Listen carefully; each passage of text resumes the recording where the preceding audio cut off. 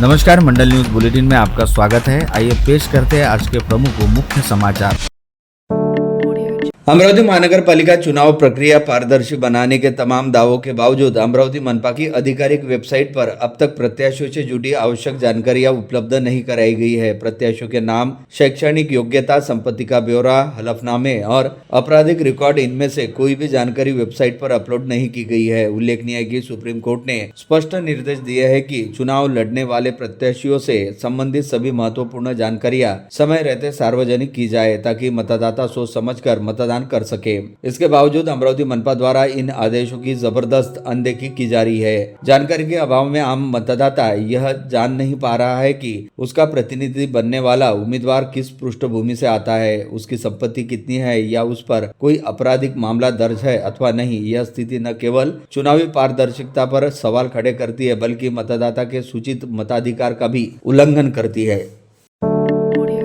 आगामी 15 जनवरी को होने जा रहे अमरावती महानगर पालिका के चुनाव हेतु भारतीय जनता पार्टी ने युवा स्वाभिमान पार्टी के साथ युति की थी और कुल 75 सीटों पर चुनाव लड़ने का निर्णय लेते हुए युति के तहत 5 सीटें युवा स्वाभिमान पार्टी के लिए छोड़ी गई थी, जिसमें प्रभाग क्रमांक 9 की 3 में से 2 तथा प्रभाग क्रमांक 17, प्रभाग क्रमांक 20 व प्रभाग क्रमांक 21 की 4-4 सीटें में से एक सीट युवा स्वाभिमान पार्टी के लिए भाजपा ने छोड़ी थी। परंतु अब जब चुनाव का प्रचार समय समाप्त होने में मात्र अंतिम 4 दिन का समय बचा हुआ है तो अचानक ही भाजपा ने युवा स्वाभिमान पार्टी के लिए छोड़ी गई सीटों पर वाईएसपी प्रत्याशियों की बजाय उन सीटों पर खड़े निर्दलीय प्रत्याशियों को समर्थन देने की घोषणा कर दी, जिसके चलते माना जा रहा है कि भाजपा ने मनपा चुनाव के लिए युवा स्वाभिमान पार्टी के साथ अपना गठबंधन पूरी तरह से तोड़ दिया है। हालांकि इसकी अधिकृत घोषणा से भाजपा के तमाम स्थानीय नेता व पदाधिकारी बचते दिखाई दिए। वहीं दूसरी ओर जमीनी हकीकत यह है कि अब भाजपा नेताओं द्वारा युवा स्वाभिमान पार्टी का नाम तक नहीं लिया जा रहा और आज चपरासीपुरा परिसर में आयोजित पालक मंत्री चंद्रशेखर बावनकुले की प्रचार सभा के दौरान युवा स्वाभिमान पार्टी और उनके प्रत्याशियों का एक बार भी जिक्र नहीं किया गया, जबकि इसी क्षेत्र से वास्ता रखने वाले प्रभाग क्रमांक 9 एसआरपीएफ बडाली की 3 में से 2 सीटें भाजपा ने युवा स्वाभिमान पार्टी के लिए छोड़ी थी। परंतु आज हैरत अंगेज तरीके से पालक मंत्री बावनकुले ने इस प्रभाग की उन 2 सीटों पर वाईएसपी प्रत्याशियों की बजाय 2 निर्दलीय प्रत्याशियों की दावेदारी का समर्थन कर डाला। साथ ही उन दोनों निर्दलीय प्रत्याशियों को बाकायदा मंच पर बुलाकर उनका उपस्थितों से परिचय कराया और उनके चुनावी चिन्ह का उल्लेख भी किया। जिले के पालक मंत्री और भाजपा नेता चंद्रशेखर बावनकुले ने महानगर पालिका पर पुनः बीजेपी का परचम लहराने का आह्वान कर अगले 5 वर्षों में अमरावती का चेहरा मोहरा बदल देने का वादा किया। उन्होंने ऐलान कर दिया कि अमरावती से सैटेलाइट सर्वे कर प्रत्येक घर का प्रॉपर्टी कार्ड बनाया जाएगा, जिस पर घर का पूरा नापजोक अंकित होगा। सरकार 4,000 रुपए प्रति घर खर्च कर यह सर्वे कराएगी। उसी प्रकार प्रत्येक घर पर सूर्यघर योजना के माध्यम से सौर ऊर्जा दी जाएगी, जिससे आने वाले 5 वर्षों में बिजली का बिल नहीं आएगा। स्थानीय प्रभाग क्रमांक 14 जवाहर गेट बुधवारा में भाजपा प्रत्याशियों के प्रचार हेतु आज भाजपा के वरिष्ठ नेता और राज्यसभा मंत्री चंद्रशेखर बावनकुले की प्रमुख उपस्थिति में प्रचार सभा का आयोजन किया गया था। इस प्रभाग के बाजी बाजार परिसर में आयोजित प्रचार सभा में राज्यसभा सांसद डॉक्टर अनिल बोंडे, पूर्व सांसद नवनीत राणा, राज्य के गृह राज्य मंत्री डॉक्टर पंकज भंवर, भाजपा शहराध्यक्ष डॉक्टर नितिन दांडे व पूर्व जिलाध्यक्ष निवेदिता चौधरी सहित इस प्रभाग के भाजपा प्रत्याशी अविनाश देउलकर, संगीता बुरंगे, गंगाताई खारकर, विवेक कलोती मंचासीन थे। अमरावती सिर्फ एक जिला मुख्यालय नहीं बल्कि एक विभागीय आयुक्तालय भी है, इसलिए इस शहर का विकास भी एक विभागीय शहर जैसा होना चाहिए। इस बात को ध्यान में रखते हुए अजित दादा पवार ने कल की जनसभा में सिर्फ विकास संकल्पनाएं नहीं रखी बल्कि उन्होंने अपने भाषण में इस बात पर फोकस किया कि शहर की समस्याओं को हल करने के लिए असल में क्या किया जा सकता है। उन्होंने अपील की कि अगले 50 सालों में इस शहर की तस्वीर कैसी होनी चाहिए, इस पर सोचकर नियोजन करे। वे अमरावती महानगर पालिका चुनाव में राकापा उम्मीदवारों के लिए प्रचार के लिए पधारे थे। गाड़गेनगर के ऐतिहासिक मैदान में आयोजित भव्य जनसभा में वे बोल रहे थे। इस मौके पर उन्होंने अमरावती के लोगों को विकास की रणनीति की एक नई और उम्मीद जगाने वाली दिशा दिखाई। अजित पवार ने अपने मजबूत अंदाज में आगे कहा कि मैं सिर्फ घोषणाएं करने वाला नेता नहीं हूं बल्कि असल में काम करने वाला व्यक्ति हूं। मुझे शहरों को बदलना और डेवलपमेंट प्रोजेक्ट को लागू करना पसंद है। चूंकि अमरावती विभागीय हेडक्वार्टर है, इसलिए अगर और फंड्स उपलब्ध कराए गए तो इस शहर का कायाकल्प करना आसान होगा। इस फंड का इस्तेमाल भविष्य में जरूर किया जाएगा। सभी एनसीपी उम्मीदवारों से महानगर पालिका चुनाव जीतने की अपील करते हुए उप मुख्यमंत्री अजित पवार ने विकास की नई लहर लाने का भरोसा दिलाया। उन्होंने शहर की जरूरतों को पहचानने और यह पक्का विश्वास करने की शपथ ली कि हर सरकारी योजना का लाभ अंतिम तबके तक पहुंचाएंगे। जनसभा में अजित दादा के पास चर्चा करने के लिए कई विषय थे, लेकिन उन्होंने चर्चा का फोकस शहर के विकास पर ही रखा।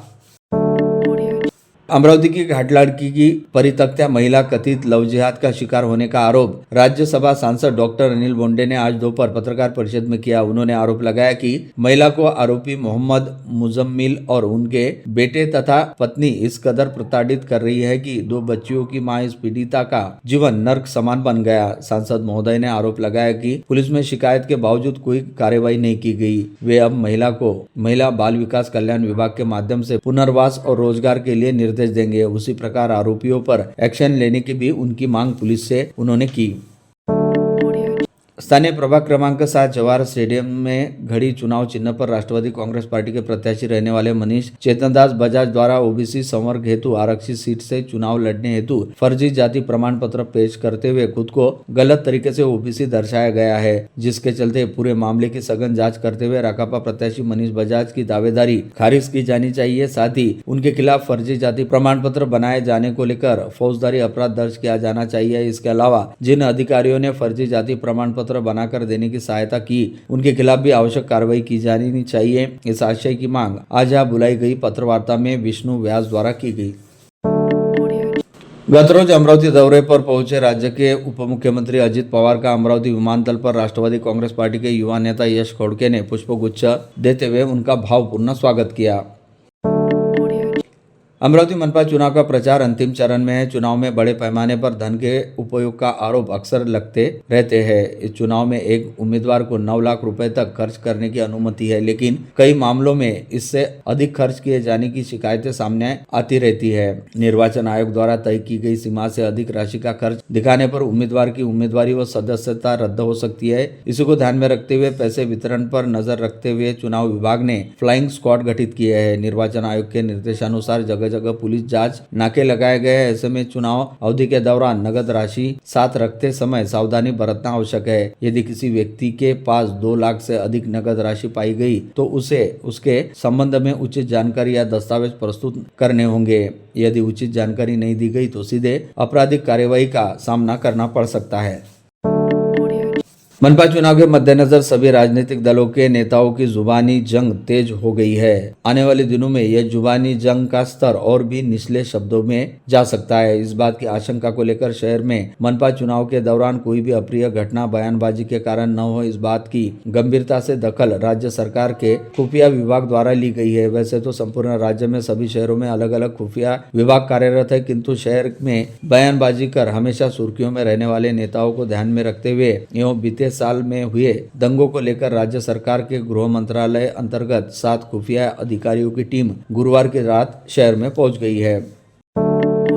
नगर परिषद चुनाव में भाजपा को बहुमत तो मिला, परंतु नगराध्यक्ष का प्रत्याशी चुनाव हार गया। अब नगर परिषद में सत्ता हथियाने में राजनीतिक दांवपेच शुरू हो गए हैं। नगराध्यक्ष का पद गंवाने के बाद सत्ता छोड़ने की भूमिका में भाजपा नहीं है। आगामी विषय समितियों के चुनाव और स्वीकृत सदस्य व उपाध्यक्ष पद के लिए भाजपा और आपले चांदूर पैनल के बीच जबरदस्त रस्साखीसी शुरू हो चुकी है। नगराध्यक्ष प्रियंका विश्वकर्मा के पद ग्रहण के बाद अब 5 महत्वपूर्ण समिति और उपाध्यक्ष तथा स्वीकृत सदस्य का चुनाव होने वाला है। विषय समितियों ने शिक्षण, स्वास्थ्य, महिला व बाल कल्याण तथा नियोजन व विकास समिति का समावेश है। विशेषतः नियोजन व विकास समिति उपाध्यक्ष के पास रहती है। अगर उपाध्यक्ष पद भाजपा के पास आता है तो महत्वपूर्ण समितियों पर भाजपा का सीधा नियंत्रण हो रहेगा। भाजपा सभी समितियों पर अपना वर्चस्व निर्माण करने के लिए हर संभव प्रयास कर रही है। वही आपले चांदूर पैनल के प्रणेता नीलेश विश्वकर्मा भी प्रयास करते नजर आ रहे।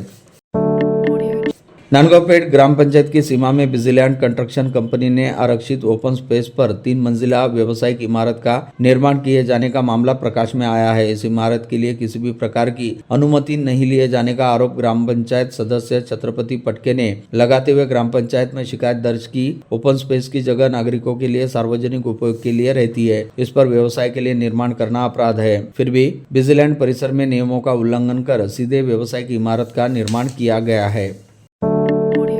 मकर संक्रांति का त्योहार भी पतंगबाजी के कारण प्रसिद्ध है और परंपरा लगातार यह चलती आ रही है। इसी परंपरा के कारण रजत पट पर भी पतंग उड़ाते नायक नायिका के दृश्य और गीत फिल्माए गए और प्रसिद्ध हुए। 4 दिनों बाद आ रहे मकर संक्रांति त्योहार को देखते हुए शहर के प्रसिद्ध हाजी जमील अहमद जावेद अहमद पतंग वाले के यहाँ भारी डिमांड आ रही है। हाजी जमील बताते हैं कि रोज 5000 नग पतंगों की डिमांड पूरी की जा रही है। उन्होंने लगभग 30-40 लोगों को रोजगार देने की जानकारी देते हुए बताया कि उनके पिता अब्दुल समद द्वारा शुरू किए गए पतंग के बिजनेस को तीसरी पीढ़ी अर्थात उनका बेटा तौसीफ अहमद आगे बढ़ा रहा है।